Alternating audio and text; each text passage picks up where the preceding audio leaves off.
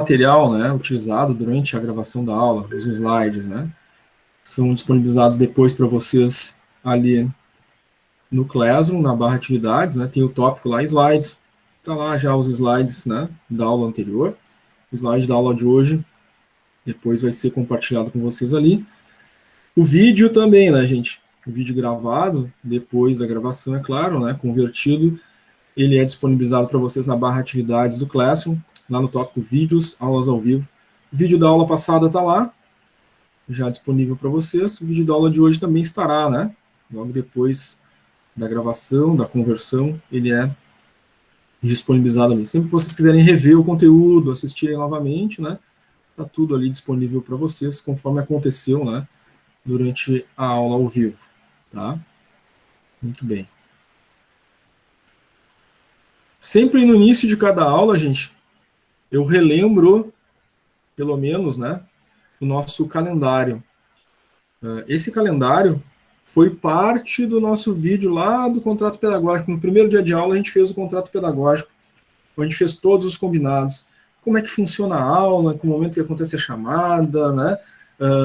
Onde é que eu faço as avaliativas lá no Moodle, a gente abriu o Moodle e mostrou lá as avaliativas. Onde é que eu faço o trabalho disciplinar no Classroom, a gente abriu, mostrou onde está o trabalho. A gente mostrou onde faz a prova final, mostrou onde faz a substituição. Tudo isso no vídeo do contrato pedagógico. Falamos no guia do aluno, as datas que tem que cumprir conforme consta no guia do aluno, tudo no contrato pedagógico. Foi o primeiro dia de aula. E o vídeo, como eu disse, foi gravado. Onde está o vídeo do contrato pedagógico, para vocês assistirem novamente e ver todo o combinado? Ali, na barra atividades do Classroom, tem um tópico chamado contrato pedagógico. Está lá os slides do contrato pedagógico e está lá também o vídeo do contrato pedagógico. Então, sempre que vocês quiserem relembrar como é que as coisas funcionam, como é que as coisas têm que ser feitas, está gravado no vídeo do contrato pedagógico. Fizemos isso no primeiro dia de aula. Então, quem não lembra, vai lá e assiste, né? Quem não participou ou pegou pela metade, né, o contrato pedagógico, tem que assistir, né? Está ali na barra atividades do Classroom, o vídeo do contrato pedagógico que fizemos lá na primeira aula, tá? Claro que isso é sempre, né, recomendável. Se eu não peguei pela metade, não assisti tudo completo, né, eu não assisti o vídeo da primeira aula, o que eu tenho que fazer? Antes da próxima aula que virá, eu tenho que entrar no material, ler, estudar, ver o vídeo que já passou, os exercícios que já foram feitos, né, para chegar na aula seguinte e já estar inteirado de como as coisas aconteceram, né. Não se deixar ficar acumulando coisas, né, a tendência é a gente, né, ficar com muito material para ver, para fazer, e não vai acabar fazendo, né? Então, façam sempre com antecedência caso aconteça alguma dessas situações, né? Sexta-feira passada, então, vamos falar sobre o nosso calendário, né? Sexta-feira passada, 23/4, nós tivemos conteúdo da aula 1 e 2, né? Logo após o contrato pedagógico, tivemos a aula 1 e 2, e tivemos já exercícios para fazer ali no Classroom, né? A aula se divide em dois momentos, né? Primeiro a gente trabalha o conteúdo, depois do conteúdo, intervalo de 15 minutos, depois chamada, depois da chamada, exercícios. E essa é a divisão das nossas aulas. Mas correspondente ao conteúdo da primeira semana, né? Vocês têm atividade avaliativa para fazer lá no Moodle, valendo um ponto. Onde é que está o prazo dessa atividade avaliativa? Ela encerra, tem uma data que fecha. Está no guia do aluno, conforme a gente falou e demonstrou no vídeo do contrato pedagógico, com detalhes, tem que ir lá assistir tudo. 30/4, hoje, aula 3 e 4, a gente vai trabalhar esse conteúdo. Primeira parte, o conteúdo, fechou o conteúdo, a gente vai fazer um intervalo de 15 minutos. Depois do intervalo, chamada, depois da chamada, exercícios no Classroom. Durante todo o momento a gente permanece ao vivo, tá? Correspondente a essa semana, vocês têm atividade avaliativa 2 para fazer lá no Moodle, né? Lá onde a gente mostrou no vídeo do contrato pedagógico, está a atividade avaliativa 2. Ela tem prazo para fazer? Tem. O prazo se encerra conforme consta no guia do aluno, que é aquele arquivo que está lá no Moodle, onde a gente mostrou, de novo, repito, no vídeo do contrato pedagógico. No dia 7/5, nós vamos ter a aula 5 e 6. Correspondente a essa semana 3, vocês têm atividade avaliativa 3 para fazer no Moodle, valendo um ponto também. Tem prazo para fazer, o prazo se encerra conforme consta no guia do aluno. Vocês têm que abrir e anotar os prazos, né, que estão lá no guia do aluno. 14/5, aula 7 e 8. Correspondente a essa semana 4, vocês têm a avaliativa 4 para fazer no Moodle, valendo 1 ponto. Cada semana tem uma avaliativa para fazer, cada uma delas vale 1 ponto, então são 4 pontos ao todo aqui, né? A avaliativa 4 tem prazo para fazer? Tem também, que nem as outras, né? O prazo está no guia do aluno. O guia do aluno está onde? No Moodle. Então, como é que eu acesso o Moodle? Mostramos na primeira aula, né? No vídeo do contrato pedagógico. Tem que entrar no Moodle, conforme foi demonstrado, e fazer as avaliativas lá no Moodle. São 4, uma em cada semana. Vale 4 pontos, então, né? 1 ponto cada uma. É sempre assim, gente. Cada disciplina do EAD é nessa forma. E em todas elas, a gente sempre demonstra essa forma para fazer. Sempre mostra esse passo a passo. Em todas elas, sem exceções. Tá? Essa aqui não muda, continua da mesma forma. Tem que fazer as avaliativas no Moodle. Reforço bastante isso porque, embora a gente sempre fale, sempre repita, sempre informe, sempre instrua, tem que resolve, né? Não fazer alguma, né? Esquecer. Então, é sempre importante reforçar. Mesmo que a gente já tenha falado sempre no início, né? Passa esse vídeo do contrato pedagógico no início, pelo menos o calendário eu sempre relembro no início de cada aula, tá? Para ninguém esquecer, né? Ninguém depois dizer assim, ah, eu não sabia, o professor não falou. Como? Em todas as aulas foi avisado, né? No início de cada aula foi dito, foi relembrado o calendário, está gravado, né? Inclusive, né? Então não tem como, né, acusar o professor, né? Depois a escola ligava, oh, você reprovou, né? Não fez o processo avaliativo, oh, o professor não me avisou. Em todas as aulas o professor avisa, né? Mas tem gente, né, que às vezes tem esse ímpeto, né, de se livrar do problema acusando o professor, né? Nunca façam isso, né, gente? Professor, coitado, né? Tá aí avisando todas as aulas, aí depois vão lá, né, acusar o professor. Não façam isso, é um crime, né? Não façam isso comigo. Trabalho disciplinar, entrega até 15 de maio.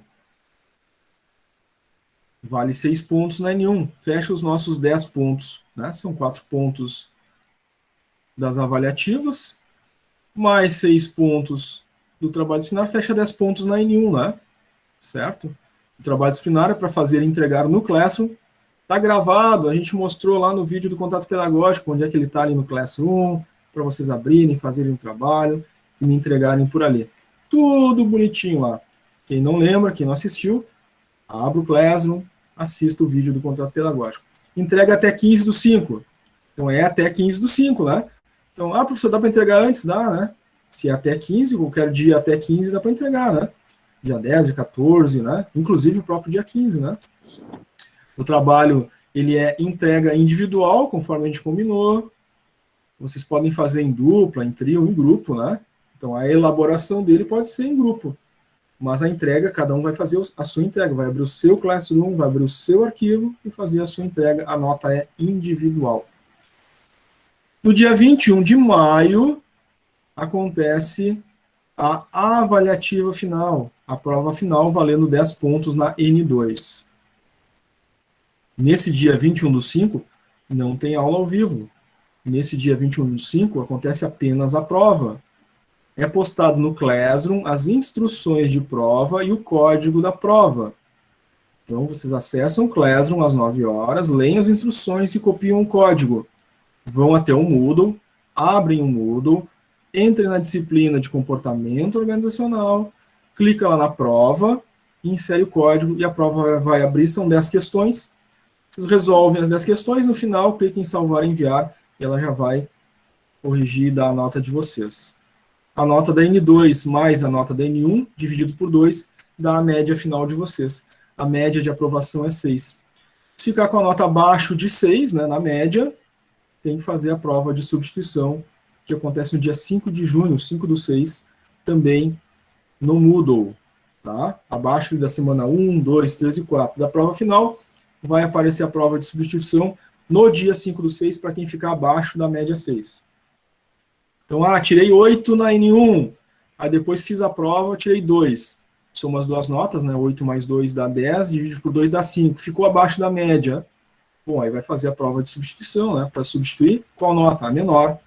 A substituição substitui sempre a menor nota. Então, se eu fiquei com 2 no N2 é essa nota que eu vou substituir, né? Se eu fiquei com 8 no N1, quanto é que eu preciso na substituição? No mínimo 4, né? Porque 8 mais 4 dá 12, dividido por 2 dá 6. Então, na substituição, eu preciso sempre tirar a nota que vai completar a média, tá? Então, todas as aulas, no mínimo, a gente sempre fala do contrato pedagógico, né? Aqui do calendário, né? Que a gente tratou lá no contrato pedagógico com todos os detalhes, né? A gente abriu o Moodle, abriu o Classroom, mostramos o guia do aluno, falamos tudo em detalhes. Foi um vídeo de mais de 1 hora explicando como as coisas funcionam. E isso é feito sempre no início, na primeira aula de cada disciplina. Tá? Então, essa disciplina também teve contrato pedagógico, está gravado e está disponível para vocês ali no nosso Classroom, na barra atividades, tem um tópico chamado contrato pedagógico, está lá os slides utilizados no vídeo e o vídeo que foi gravado ao vivo, né, trazendo todas as explicações com detalhes, certo? Hoje, estamos iniciando a aula 3 e 4, e como falei, no início de cada aula, pelo mínimo, a gente relembra esse calendário básico, tá? Que também já foi divulgado, né? Uma semana antes de começar as aulas de vocês, esse calendário foi divulgado ali no Classroom, né? Classroom foi feita uma postagem, estava ali no mural já desde o início da semana, dia 19/4. Na próxima aula, sexta-feira que vem, antes de começar o conteúdo da aula da sexta-feira que vem, vou relembrar tudo isso aqui de novo, justamente para não ter ninguém, né? Depois dizendo o professor não falou, né? Pelo contrário, em todas as aulas eu falo, no início de cada aula eu falo desses compromissos que vocês têm. Tá? Para depois, né? Não ser culpa do professor, né? Não deveria, né? Porque no primeiro dia de aula já é feita todas as informações, tá dada a informação, né? Durante o resto das aulas é aula, né? Não deveria me preocupar que depois no final alguém vai dizer que o professor não avisou. Mas me preocupo então, né? Já que isso acontece muito, né? Além de ter combinado no início já e tá tudo acertado, repito de novo pelo menos o calendário no início de cada aula, tá? Então não façam isso comigo de dizer que o professor não avisou, o professor não disse, né? Todas as aulas é avisado como é que é o processo avaliativo. Então, para ser aprovado, tem que fazer o processo avaliativo, né? Tem que fazer as avaliativas no Moodle, tem que fazer o trabalho, tem que fazer a prova, né? Não tem mágica nesse sentido, né? Tá tudo devidamente explicado e como as coisas devem acontecer. Quem não lembra, assista o vídeo do contrato pedagógico, está disponível ali na aba atividades do Classroom. Tá, gente? Alguém tem alguma pergunta que gostaria de fazer sobre o nosso calendário?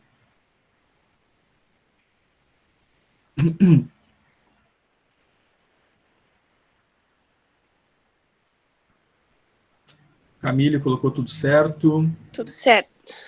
Legal, obrigado. A Crisele colocou uma mensagem no chat que o áudio está baixo. Tem que ajustar o teu dispositivo aí, Crisele. Ver o que pode estar acontecendo aí, tá? A princípio, tá, o áudio está tudo ok. Já foi testado, né? Não temos problema. Tem que ver no próprio dispositivo, às vezes. Alguém falou enquanto eu estava falando, não consegui entender. Foi eu, a Grisele. Bom dia, eu já arrumei aqui.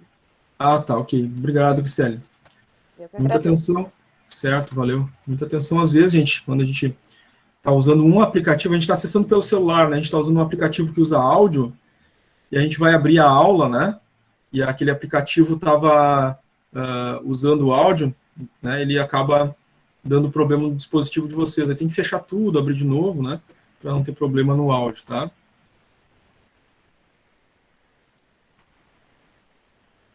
Mário, exercício em aula, Mário. Exercício em aula é durante a aula, tá? Exercício ali não tem problema de nota, tá? Não sei se é o caso que está perguntando. Exercício de aula é feito na aula. Explicamos, inclusive, lá no vídeo do contato pedagógico, né? Exercício de aula, clica em entregar, tá? Certo? Cada exercício feito em aula, clica em entregar. Mas exercício de aula não vale nota. O que vale a nota é o que a gente acabou de falar. Chama avaliativa. Então, o nome não é exercício, né? O que vale a nota é avaliativa. Tá lá. Avaliativa 1, semana 1 no Moodle.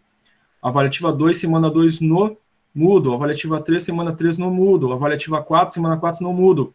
Trabalho disciplinar vale 6 pontos. A avaliação final, prova final. Não é exercício que vale nota.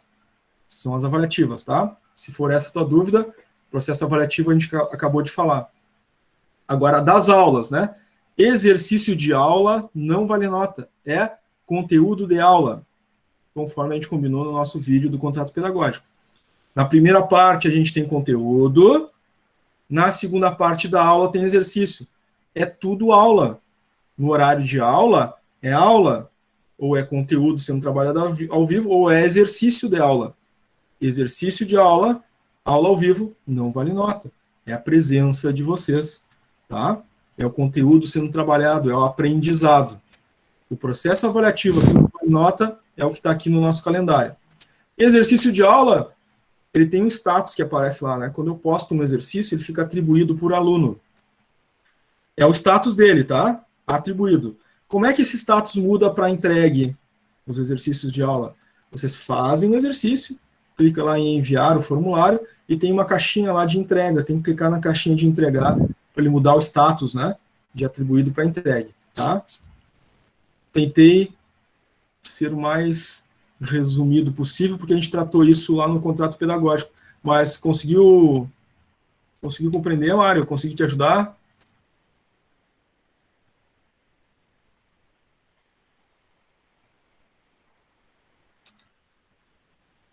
O Mário colocou ok ali. Então tá ok, Mário. Se tu entendeu, tá tudo certo. Mais alguém, gente, quer fazer alguma pergunta? Tem alguma dúvida?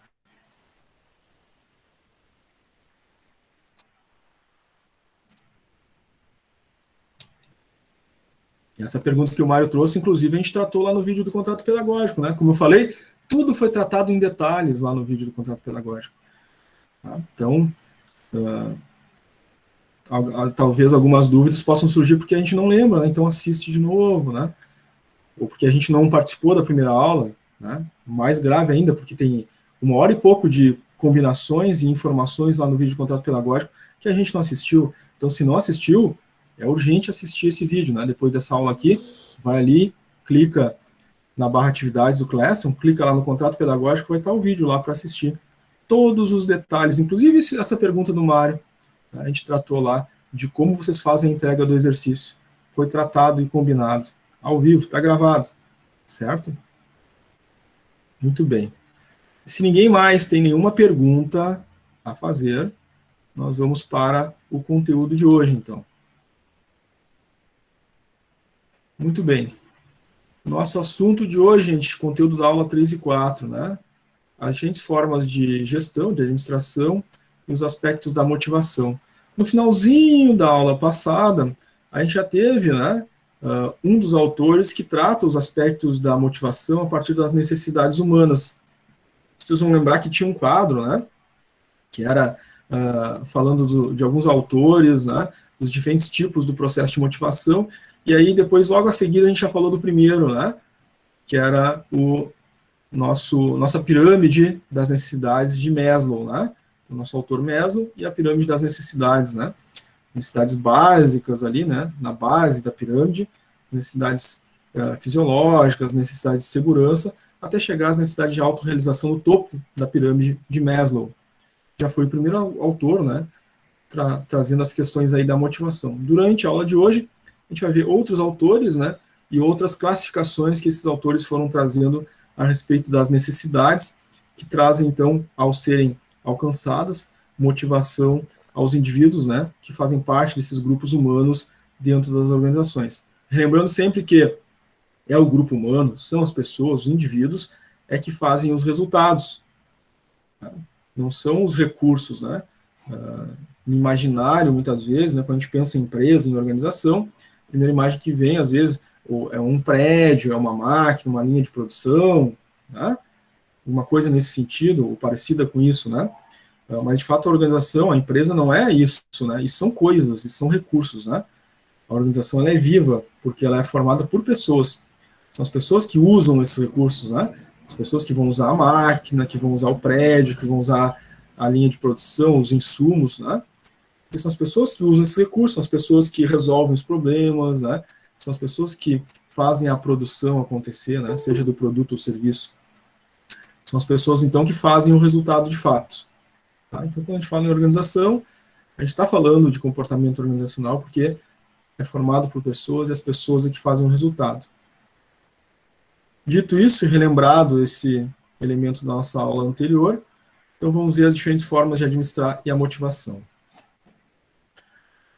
O primeiro autor da aula de hoje é o Clayton Alderfer, né? Naquela sequência de autores que vão trabalhar as necessidades, né? Vocês devem lembrar que a gente falou também que vão ter pontos de contato com esses outros autores agora, lá com o primeiro autor que a gente viu na aula passada, o Maslow, né? Que tratou lá algumas necessidades.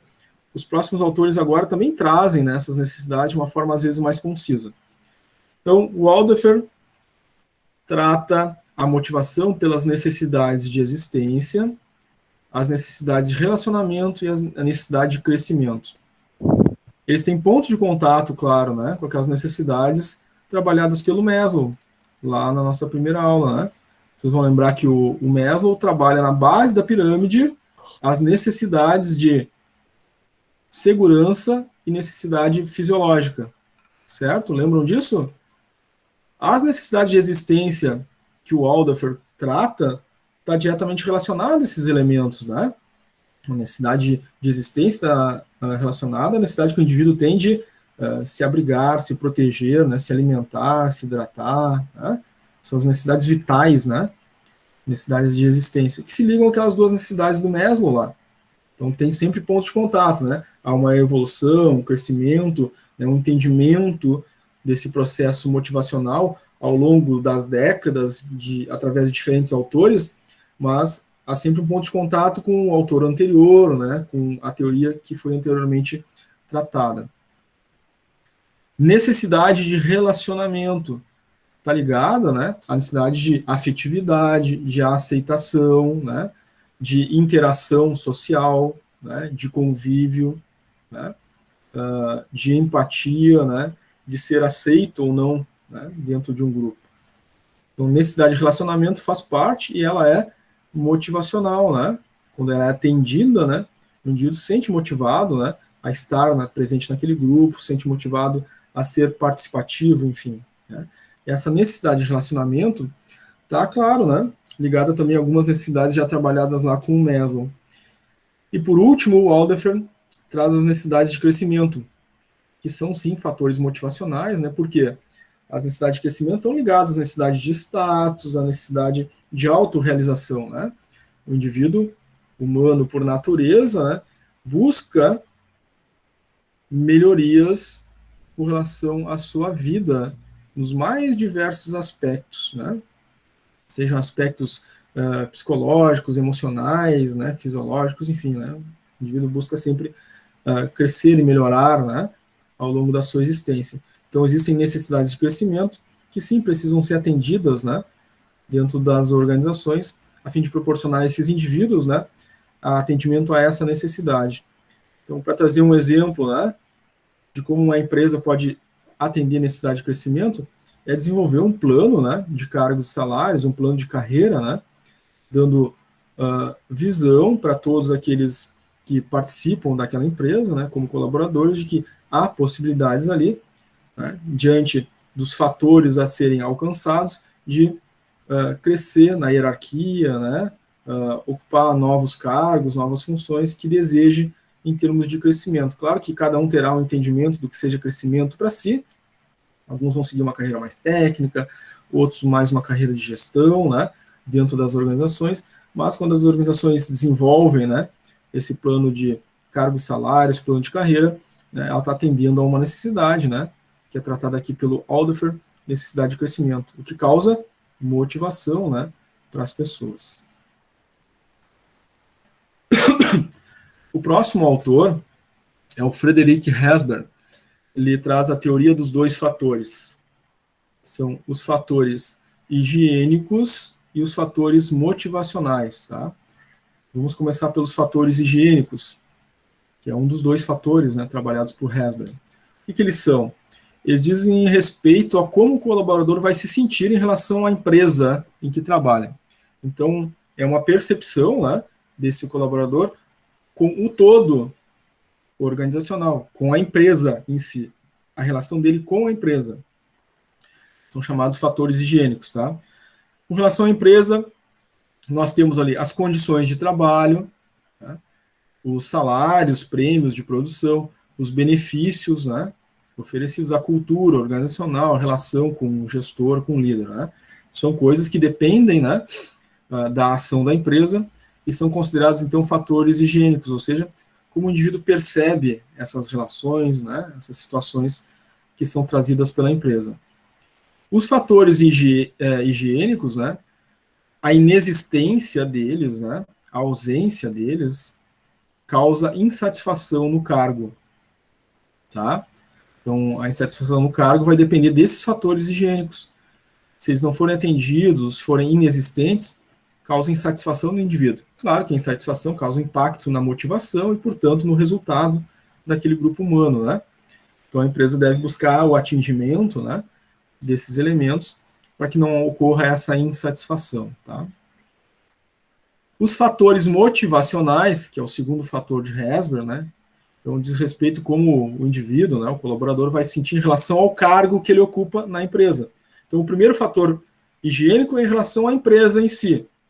O fator motivacional é em relação ao cargo que ele ocupa, tá? É mais específico. Então, com relação ao cargo, né, quais são os fatores motivacionais? O trabalho em si, né, aquilo que ele faz, né, a operação que executa dentro da empresa, a realização pessoal, né, como ele se sente realizado em relação àquilo que faz, o reconhecimento pelo trabalho executado, o progresso profissional, né, progressão de carreira dentro da empresa e as responsabilidades, né, que lhes são atribuídas. Esses elementos são fatores motivacionais, tá? A existência deles, né, e sendo bem trabalhados, né, causa satisfação no cargo, tá? Então, a satisfação no cargo, ela depende dos fatores motivacionais. Então, para Herzberg, vejam bem, né? A insatisfação está relacionada aos fatores higiênicos, mas a satisfação está relacionada aos fatores motivacionais. Ele faz essa distinção, né, entre os dois, tá? Até aqui, gente, tudo entendido? Alguma dúvida, alguma pergunta? Querem fazer alguma participação? Como é que tá para vocês até aqui? Emanuele colocou tranquilo no chat.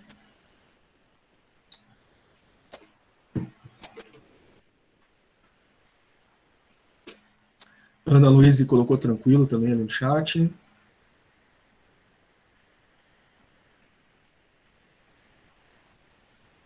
Ana Camargo colocou tranquilo também.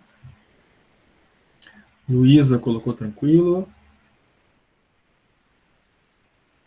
A Camille colocou tudo certo. Muito bem, gente. Está tudo certo para vocês, tudo tranquilo por enquanto. Vamos adiante no nosso conteúdo. Mas sempre que vocês tiverem alguma dúvida, alguma pergunta, participem, tá?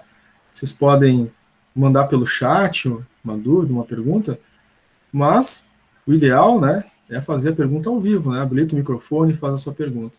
Para falar, e a gente, enfim, organizar bem essa comunicação, né, e não acontecer de ninguém falar junto durante o processo de explicação de algum conteúdo, aí ninguém vai se entender, tem o ícone levantar a mão, né, aí no Google Meet. Então, quando vocês quiserem falar, né, ao vivo, cliquem no levantar a mão, que aí evita de vocês falarem juntos, né, ou enquanto eu estou fazendo uma fala, que aí, se duas pessoas falarem junto, ninguém se entende, né.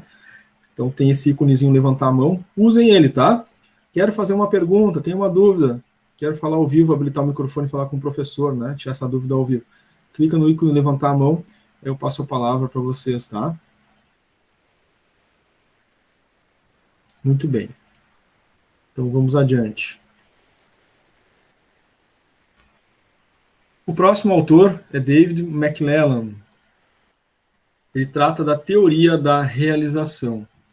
Ele traz também o atingimento, a necessidade, né, de atingir alguns elementos. Tá? São três. Ele trabalha a necessidade de realização como um elemento de motivação, a necessidade de poder, segundo elemento de motivação, e a necessidade de associação, terceiro elemento de motivação, segundo esse autor, né, o McClellan. Tá?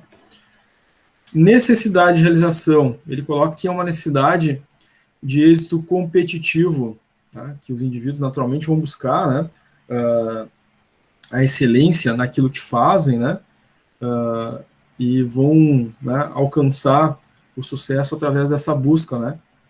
Todo indivíduo, na visão, então, dessa teoria do McLellan, né? Ele busca a autorrealização, né? Ele busca atingir patamares cada vez melhores, né? Isso chama necessidade de realização. Isso é natural no indivíduo, é natural no ser humano, né? E deve ser devidamente estimulado, né? Nos processos organizacionais, né? Claro que a empresa, as organizações, né? Devem estabelecer métodos, né? De reconhecimento, né? E de possibilidade que os indivíduos atinjam essa realização trazida pelo McLellan. Ele coloca também que as pessoas, indivíduos, né? Têm necessidade de poder, tá?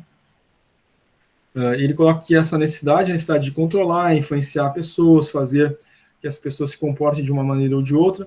Essa geralmente, né, é uma necessidade muito presente, né, em quem tem características, né, de liderança, né, potenciais, pelo menos, né, de liderança, que vão acabar, né, em algum momento da sua vida profissional, né, tendo algum tipo de liderança na empresa. Às vezes liderança, né, dentro do grupo de trabalho, às vezes um cargo de liderança, né, como gerente, gestor, enfim, né, independente de ser um cargo oficial ou não, né, tem essa capacidade, né, de influenciar.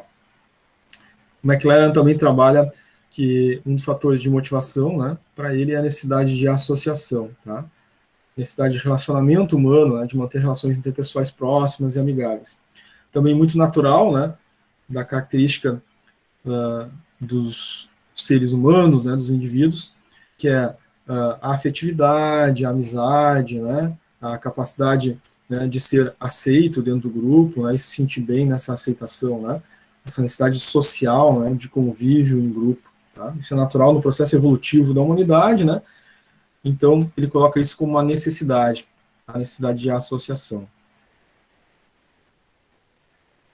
O nosso próximo autor é o Douglas MacGregor, né? Ele trabalha a teoria XY, né?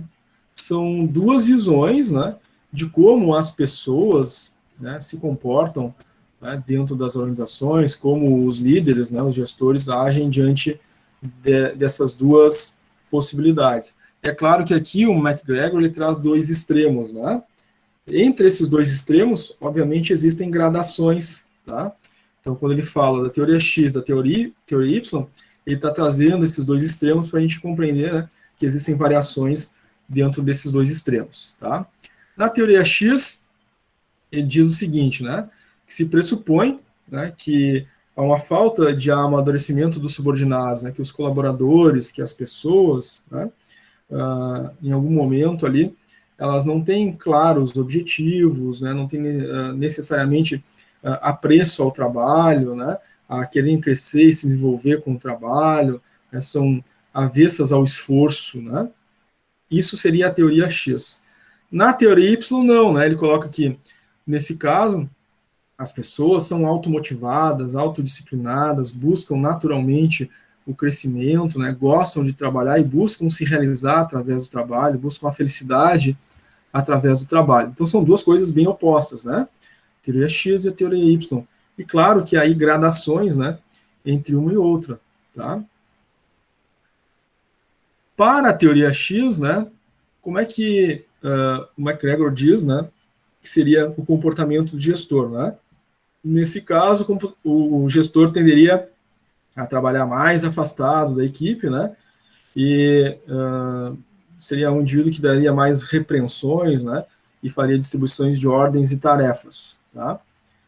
Na teoria Y, com a participação, autodesenvolvimento e motivação, né, e vontade de alcançar objetivos, para aqueles que têm essa característica da teoria Y, o comportamento do gestor seria, né, de partilhar as decisões, né, de ser mais interativo, né, mais próximo da equipe, né, compartilhar, inclusive, os aspectos decisórios junto com a equipe, tá? Então temos duas teorias, né, teoria X e teoria Y, e de fato, né, a gente pode encontrar, né, indivíduos num extremo ou no outro, né, dessa teoria do MacGregor, e pessoas que estão, né, transitando, né, entre um extremo e outro, né, estão no meio do caminho, né. Então essa teoria do MacGregor é bem interessante nessa perspectiva, tá? Então vimos mais dois autores, né, gente? o McClellan e o McGregor. Sobre esses dois autores agora que a gente viu. Alguém quer fazer alguma pergunta? Tem alguma dúvida? Talvez até algum exemplo do trabalho, né, da vida pessoal aí no ambiente de trabalho, que queira compartilhar, também fique à vontade.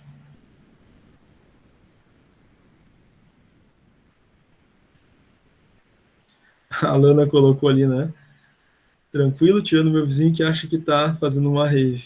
Aí é ruim, né? A gente tá tentando ouvir a aula, né, Lana? E teu vizinho tá fazendo barulho, vai ficar difícil, né? Tem que botar o fone.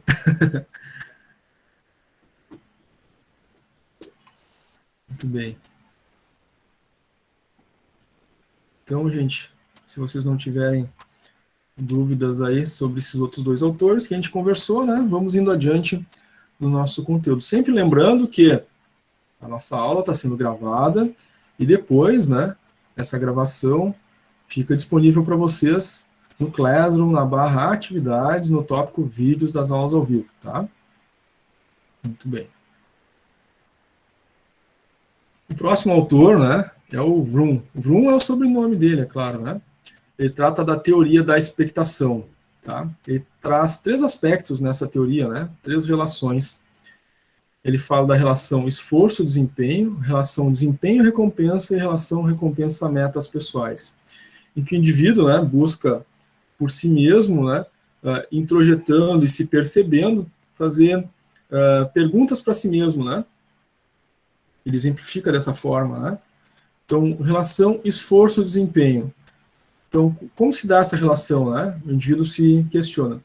Se ele se esforçar, se o desempenho dele vai ser reconhecido, percebido, tá? Essa relação esforço-desempenho. Então, há uma medida, né? O indivíduo, ele mede por si mesmo, né?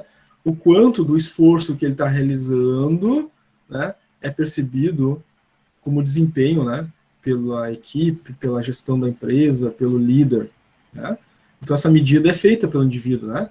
Isso também é um componente motivacional, né? De quanto resultado o indivíduo consegue alcançar, também está relacionado, né? De como esse esforço é percebido, né, pela chefia, pela liderança, pela gestão da empresa, pela própria organização. O segundo elemento é a relação desempenho e recompensa. Se o desempenho é bom, né? Ele faz o esforço, ele tem bom desempenho, esse desempenho tem algum reconhecimento. Se o indivíduo vai receber algum tipo de recompensa, né, ou vai subir de cargo com esse desempenho ótimo, né, quanto a esse desempenho elevado. Qual é a recompensa para ter um bom desempenho? Tá? E o terceiro elemento de expectação do Vroom é a relação recompensa-metas pessoais.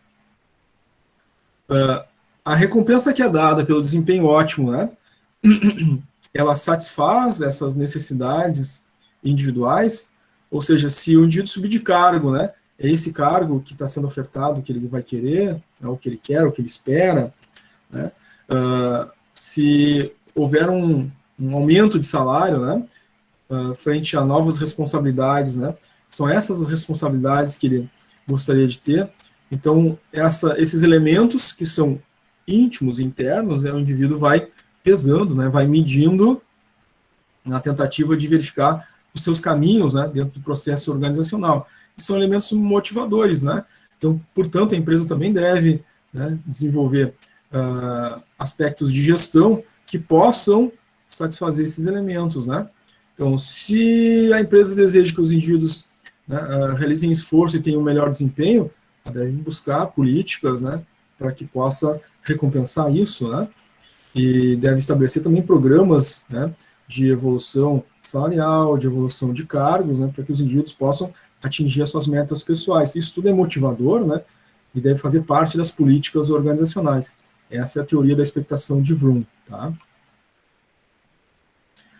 Depois nós temos a teoria de Stacey Adams, né? Ela traz um elemento na teoria dela, que é a justiça, né?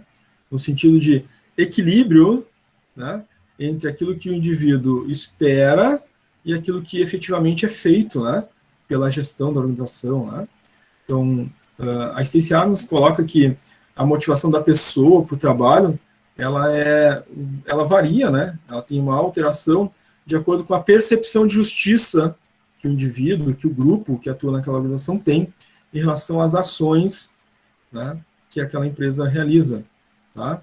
Em relação às recompensas, às condições de recompensa não só materiais, né, enfim, né, que possam ser dadas, mas as recompensas psicológicas, né, aquele reconhecimento que é dado ao trabalho feito. Então, a Stacey Adams diz que essa teoria da equidade, né, ela é motivadora. Ou seja, quando os indivíduos percebem que, independente de quem seja, dentro da organização, que tiver um bom desempenho, esse indivíduo é recompensado. Isso é justo, né? É visto pelo grupo como justo. E que todos que têm o mesmo nível, né, de desempenho, né, e de alcance das metas vão receber a mesma recompensa. Então não vão haver privilégios, né? Todos atingem, né, ou alguns atingem a meta, mas um ou dois só é premiado. Isso é injustiça. Isso causa desmotivação. Essa é a teoria, então, da Stacey Adams, a teoria da equidade. Então, o reconhecimento do trabalho deve ser dado a todos que atingem, né, as metas, os melhores resultados, né, de forma igual. Então, se todos atingiram, todos recebem. Se alguns atingiram, todos recebem aquele reconhecimento. Né? Se um atingiu, um recebe aquele reconhecimento. Isso é justiça. Mas se 3, 4 atingiram e apenas um recebe o reconhecimento, isso é visto pelo grupo todo como injustiça. E, portanto, né, qual o interesse do grupo em realizar o esforço para atingir aquelas metas, já que apenas alguns serão reconhecidos, né, e as regras, né, de reconhecimento, de equidade, são incertas. Essa é a teoria da Stacey Adams. Então, claro que toda empresa deve buscar, né, estabelecer formas de recompensar, né, o atingimento de metas, né, das mais diversas formas, né, mas também não só de forma material, mas também de forma psicológica, dando reconhecimento ao trabalho e sendo justa, né, em relação a esse reconhecimento, não cometendo nenhum tipo de injustiça que pode causar, né, desmotivação ao grupo e, portanto, impacto nos resultados dessa organização, né, no curto, médio e longo prazo. Temos também mais um autor, que é o Skinner, né, a teoria do reforço do Skinner. Esse autor, por vezes, é um pouco mal compreendido, né, porque na teoria de reforço dele aborda dois elementos, né, é a teoria do reforço e da punição. Tá? Então, ele coloca, né, para comportamentos adequados o reforço, para comportamentos inadequados a punição. Tá? Claro que o termo punição, né, leva a muitas críticas, né, mas o que ele trazia aqui como punição, né, é o não atingimento da meta, né, leva a que aquele indivíduo, aquele grupo, né, não receba o benefício de quem atinge a meta, quem atinge o aspecto positivo, né, porque quem atinge o aspecto positivo reforça, ou seja, ganha lá a sua premiação, né, seja ela física, né, material ou psicológica. Mas quem não atinge, essa seria a punição, né, não receber, né, o reconhecimento, né, a recompensa material ou psicológica, tá? Mas embora, né, seja essa a ideia, né, o termo punição leva a muitas críticas, né, muitos autores que compreenderiam, né, que punição, enfim, né, ser um tipo de castigo, alguma coisa nesse sentido, né, mas aqui não é isso que se trata, tá? Inclusive a própria gestão de pessoas, a área de gestão de pessoas, né, não procura evitar esse termo, né, porque ele é mal compreendido, né, ou seja, a punição aqui é a ausência de recompensa para quem não atingiu o resultado esperado. E o reforço é dado para quem atingiu o resultado esperado. Esse é o princípio da teoria do reforço do Skinner, tá? Embora, se a gente for estudar e ler, né, outros autores, outras fontes, a gente vai ver que muitos não compreendem muito bem, né, essa ideia do Skinner e acabam, né, fazendo várias críticas, né, ao autor. Tá? Mas aqui a punição significa ausência, né, de recompensa, né, pelo fato de não ter atingido a meta. O líder, o gestor, gente, dentro dos grupos humanos, né, influenciam o comportamento, né? E, portanto, devem ser devidamente observados, né, e devidamente estimulados, sendo tratados também, né, pela organização. Então, o líder, né, não é um elemento, né, fora do grupo, pelo contrário, ele está inserido no grupo. Então, quando a gente fala de treinamento e desenvolvimento, né, o RH vai fazer um processo de treinamento e desenvolvimento para os colaboradores e o líder está de fora, não, né? Os líderes devem ser também treinados, né, e desenvolvidos. São elementos extremamente importantes, né? Eles fazem parte do grupo. É claro que eles têm outras responsabilidades também, né, em relação à gestão do próprio grupo. Mas os líderes devem ser treinados, devem ser desenvolvidos também, de igual forma. Para eles, né, algumas habilidades, né, comportamentos e conhecimentos são necessários, tá? Então, para liderar, né, ele precisa ter capacidade de compreensão e gerenciar mudanças, né? Então, nos processos organizacionais, às vezes políticas se alteram, né? Metas se alteram, e ele deve gerenciar essas mudanças junto ao seu grupo, né? Traduzindo para o grupo que mudanças são essas, né? Como as coisas vão acontecer. Isso é uma característica para a liderança. Ser capaz de administrar não só os processos, mas também as pessoas, né? Ou seja, conhecer o processo, como as coisas são feitas, como elas devem ser feitas, mas também gerenciar, administrar as pessoas, né, dentro desse processo. Ter a capacidade de definir metas e estratégias, né, para a equipe e estabelecer um ambiente de trabalho que seja seguro, né, onde haja diálogo, participação, né, interação das pessoas, né, seja um ambiente de crescimento, de solução de problemas, né, de inovação, né, de valorização das pessoas, características do líder. Então, ele desempenha alguns papéis, tá? A partir dessas características que a gente citou antes, quais são os papéis do líder? Implementar as estratégias para atingimento das metas, planejar como as coisas vão acontecer, coordenar o acontecimento, né, das operações, controlar os resultados e avaliar esses resultados, dando, é claro, feedback para a equipe, feedback, né, para os colaboradores, buscando sempre, né, essa interação com a equipe, tá? Ter iniciativa diante dos desafios, né, abrir caminhos e soluções novas também é papel do líder, junto com a sua equipe, é claro, né, e usar estratégias que sejam individuais e transformando essas estratégias em estratégias de equipe, ou seja, chamar realmente a equipe, né, para conversar, trazer, né, a estratégia e disseminar, né, essa estratégia como uma estratégia de toda a equipe. Tá? São alguns papéis do líder a partir das características do líder que a gente viu antes.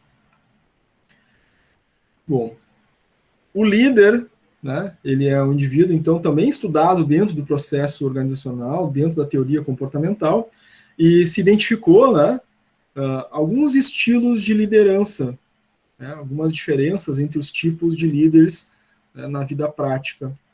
Então, na teoria, a gente tem o tipo de líder formal e informal, tá? O líder formal é aquele que foi investido da autoridade pela empresa, ou seja, ele ocupa um cargo, né? Se a gente olhar o organograma, tem lá a diretoria, gerência, supervisão, né, coordenação. Então, o indivíduo que ocupa um cargo, ele é o líder formal. Mas existe também dentro dos grupos, né, as lideranças informais, né? Ou seja, ele não tem um título oficial, né? Não é um diretor, um gerente, supervisor, mas exerce uma função de liderança dentro do grupo, né?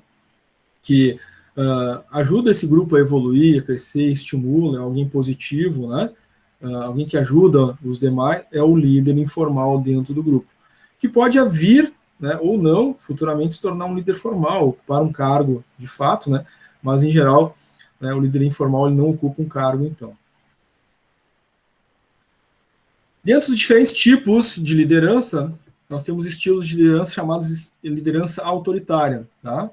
Então, é um tipo de líder, né, de gestor, que toma as decisões, geralmente, né, sozinho, define as coisas sozinho, né, não interage ou não divide, né, a sua autoridade com o grupo, né, não busca a participação da equipe. Essa é a chamada liderança autoritária. é um indivíduo distante do grupo, ele determina, né, traz determinações ao grupo, mas não tem interação, né, ou não traz participação do grupo dentro do aspecto da liderança dele. Essa é a liderança autoritária. Nós temos também o tipo de liderança democrática, tá? Nesse estilo, né, o líder, ele debate as diretrizes, né, decide junto com o grupo, né, ele busca a participação do grupo, né, e inclusive entende essa participação como algo que seja motivador para o próprio grupo, né. Ele detém, né, o poder de tomar várias decisões, mas ele, né, busca a participação do grupo, né, no processo decisório, né, em vários aspectos, em vários momentos, naquilo que é possível, é claro, né. A liderança democrática busca a participação do grupo. E nós temos a liderança liberal, né, do francês, o laissez-faire. Nesse caso, né, os liderados têm total liberdade para agir, ou seja, o líder, nesse caso, né, tem uma confiança na sua equipe, na equipe que ele formou, e delega, inclusive, né, a equipe decisões, né, que seriam única e exclusivamente dele, do líder, por exemplo. Tá? Permite que o grupo, né, lidere. Então, ele divide essa liderança com o grupo e permite que o grupo tome decisões. Né? Então, uma liderança liberal faz com que o grupo tenha uma participação muito mais ativa nesse sentido. Tá? Temos também a característica da liderança situacional. Tá?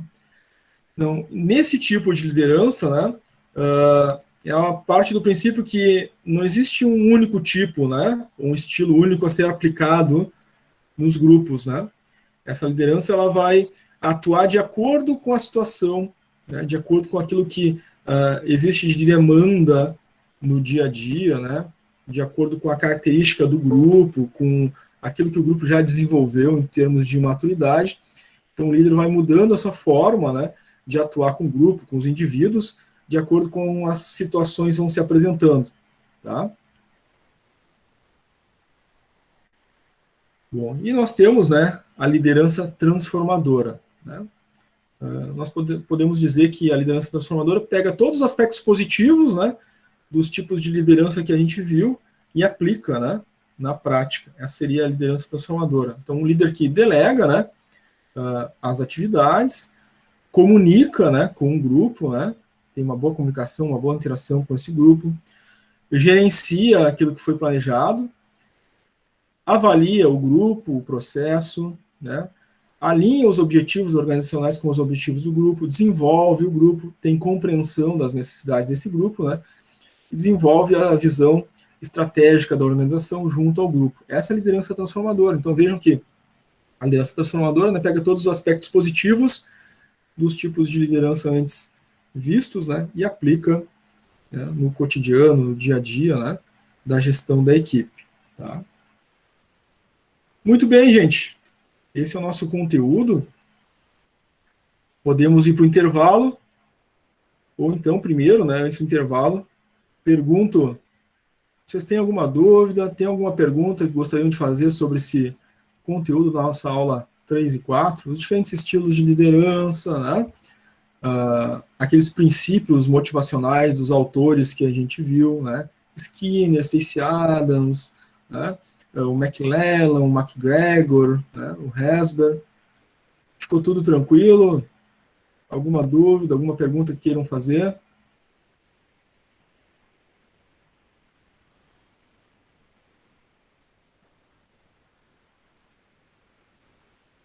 Como é que ficou para vocês?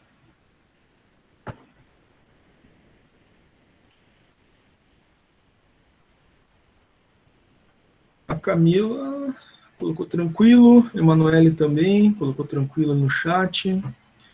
A Jorge colocou tudo certo, legal. Camille Brito colocou tranquilo, Juliana colocou ok, o Natan também colocou tranquilo aí no chat.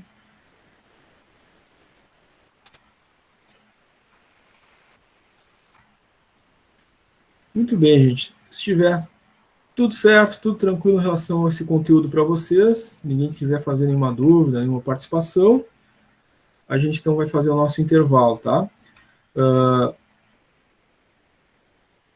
Como é que funciona? De novo, a gente faz um intervalo de 15 minutos, ninguém desconecta. Eu só fecho o microfone e a câmera e abro o microfone e a câmera de novo daqui a 15 minutos. Na volta desse intervalo, nós vamos fazer a chamada online ao vivo. Então, eu vou abrir a chamada e vou chamar nominalmente. Vocês respondem a chamada, né? Habilitam o microfone aí, gritam presente, né? Eu atribuo a presença para vocês. Depois da chamada, nós vamos ter exercícios no Classroom, tá? Nesse segundo momento, depois da chamada, quando a gente estiver fazendo os exercícios no Classroom, a gente permanece conectado ao vivo aqui, né, no Google Meet. Se tiverem alguma dúvida dos exercícios, do conteúdo que está sendo tratado durante os exercícios, a gente está aqui para interagir, tirar dúvidas de vocês, né, para a gente conversar. Isso vai até no final da manhã, né, no nosso turno de aula, meio-dia, 12 horas, tá? Sempre assim, em todas as aulas, primeira parte conteúdo, depois intervalo, depois chamada, depois da chamada exercícios. Inclusive eu considero esse segundo momento da aula lá nos exercícios um dos mais importantes, né, do conteúdo de aula. Por quê? Nos exercícios vocês vão ser mais ativos, né? Vocês vão pesquisar na apostila, vocês vão pesquisar nos slides de aula, vão relembrar daquilo que a gente já recém tratou ao vivo, né, na aula, para dar conta de fazer aqueles exercícios. Então vocês estão praticando o conteúdo, estão estudando, estão pesquisando durante os exercícios. Isso faz com que vocês se preparem mais, né, realizando os exercícios, se preparem mais para fazer depois, lá no Moodle, o processo avaliativo. As avaliativas lá no Moodle, né, o trabalho e a prova. Então, os exercícios ajudam vocês a se prepararem para o processo avaliativo. Então, no segundo momento de aula, é tão importante quanto o primeiro momento, né? Então, participem, fazendo o exercício de forma sempre, né, ativa, racional, nunca chutando, nunca respondendo de forma aleatória. Senão vocês estão desperdiçando esse tempo de estudo, né? Certo? Então, gente, no meu aqui são 10h10, então 10h25, né? A gente volta do nosso intervalo, tá?